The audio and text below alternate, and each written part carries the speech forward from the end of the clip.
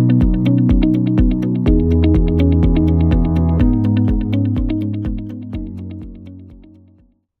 everyone. Today I'll be comparing two significant juvenile justice laws.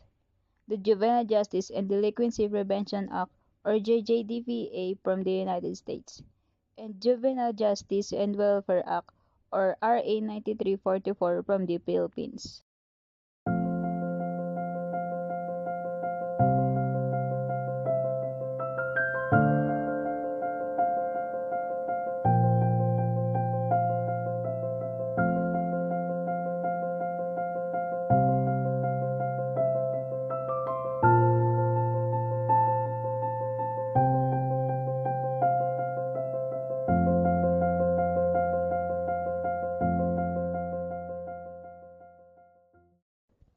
Let's begin with their purposes. The JJDPA from the US focuses on preventing juvenile delinquency and promoting accountability and addressing systematic issues like racial disparities. Meanwhile, RA 9344 in the Philippines emphasizes restorative justice, ensuring that minors are rehabilitated and reintegrated into their communities.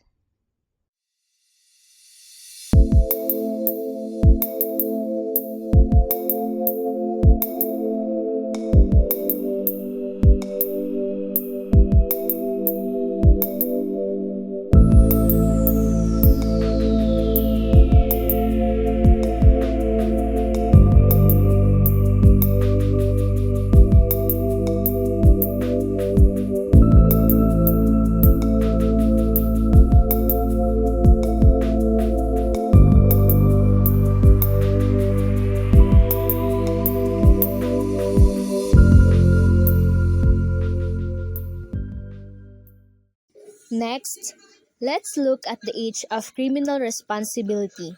In the Philippines, RA 9344 sets the minimum age at 15 years. Children aged 12 to 15 who commit serious offenses are placed in rehabilitation programs. In contrast, the JJDPA applies to individuals under 18, but the age of criminal responsibility can vary between U.S. states.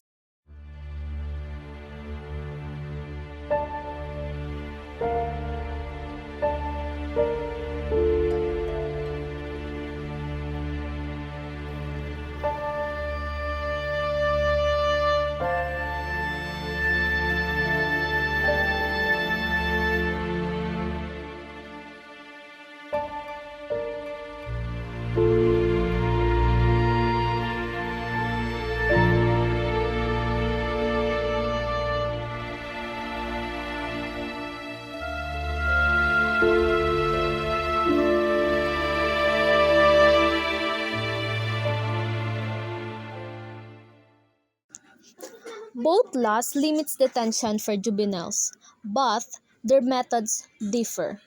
RA 9344 mandates community-based centers called Bahay Pag-asa, which focus on rehabilitation. On the other hand, the JJDPA requires juveniles to be kept separate from adults and promotes alternatives like diversion programs.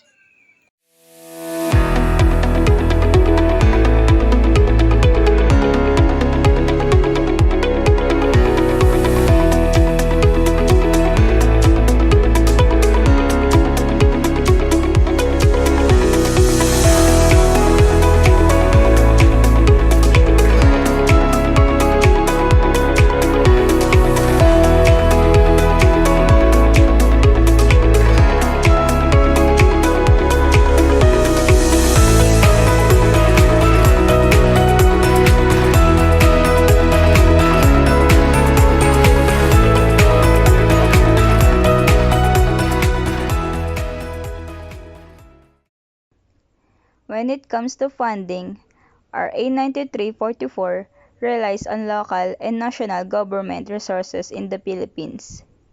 The JJDPA, as a federal law, provides grants to U.S. states, ensuring compliance with strict guidelines for juvenile justice.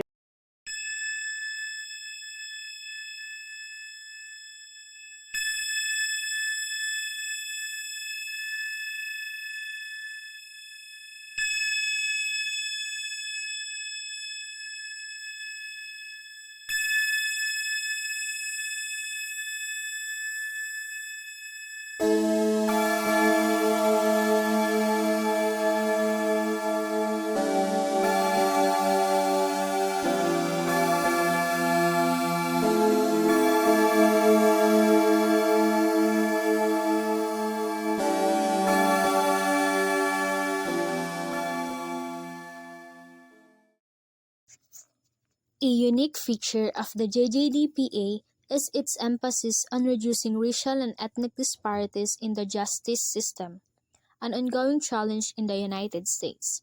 Meanwhile, RA 9344 focuses on addressing issues tied to poverty and family-related challenges, reflecting the priorities of the Philippines. Racial inequities are not explicitly addressed.